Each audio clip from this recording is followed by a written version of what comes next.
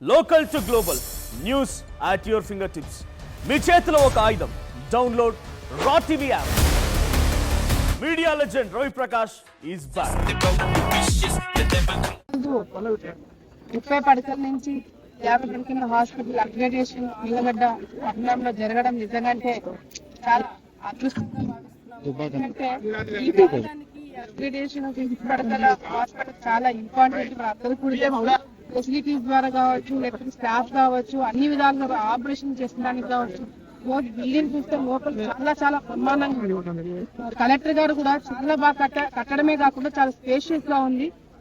ఎవరైనా పేషెంట్ లోపలికి వచ్చినప్పుడు కూడా చాలా ఇబ్బంది లేకుండా అన్ని ఫెసిలిటీస్ ఉండేటట్టుగా ప్లాన్ చేసి కట్టారని చెప్పి కలెక్టర్ గారు కూడా మెచ్చుకోవడం జరిగింది. మీ అందరూ కూడా తెలియాల్సింది ఏంటంటే కాంట్రాక్టర్ ఈ బిల్డింగ్ కట్టడం అంటే కొత్త కాంట్రాక్టర్ ఈ బిల్డింగ్ అప్పచెప్పింది జూలై. అంటే మేము అధికారంలోకి వచ్చిన తర్వాత మేము మేలో అట్లా వస్తే ఈయన జూలైలో అప్పచెప్పడం జరిగింది. జూలై నుంచి ఇప్పటి వరకు కేవలం సంవత్సరంన్నర కాలంలో ఈ బిల్డింగ్ పూర్తి చేసి ఇది అప్గ్రేడేషన్ అయిపోయి మళ్ళీ పాత అంతా కూడా ఇక్కడికి షిఫ్ట్ చేయడం కూడా ఈ సంవత్సరంలో అయిపోయింది. ఇదే టైంలో వాళ్ళు చేసింటే, వైసీపీ నాయకులు చేసింటే ఈ పార్టీ రన్నింగ్ లోకి వచ్చింది. కానీ వాళ్ళు చేయలేకపోయినారు. ఎందుకంటే దేవుడికి కూడా తెలుసు, ప్రజలకి కూడా తెలుసు మా చేతుల మీదనే ప్రారంభం అవ్వాలని వాళ్ళందరూ కోరుకున్నారు. కాబట్టి ఈ రోజు నా చేతుల మీద జరిగింది.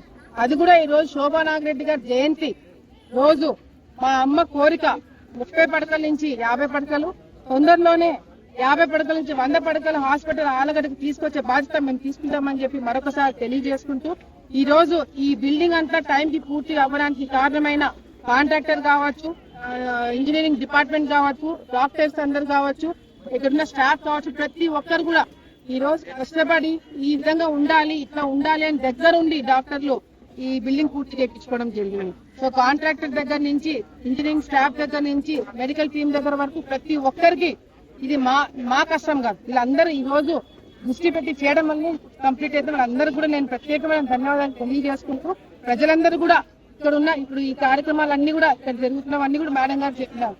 ఏమేం ఫెసిలిటీస్ మనం ప్రొవైడ్ చేస్తున్నాం ప్రతి ఒక్కటి కూడా ఎక్స్ప్లెయిన్ చేయడం జరిగింది. ఆ సేవలన్నీ కూడా ప్రజలందరూ కూడా ఉపయోగించుకోవాలా.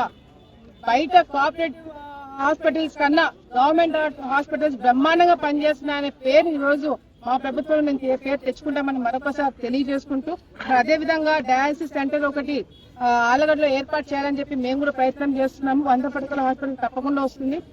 అదే విధంగా ఇక్కడ నేషనల్ హైవే ఉంది కాబట్టి ఎక్కువ యాక్సిడెంట్లు అవుతున్నాయి. కాబట్టి మొన్నటికి మొన్న మనం చూసాం మేజర్ యాక్సిడెంట్లు దాదాపు 2-3 అయినాయి ఒక నెలలోనే.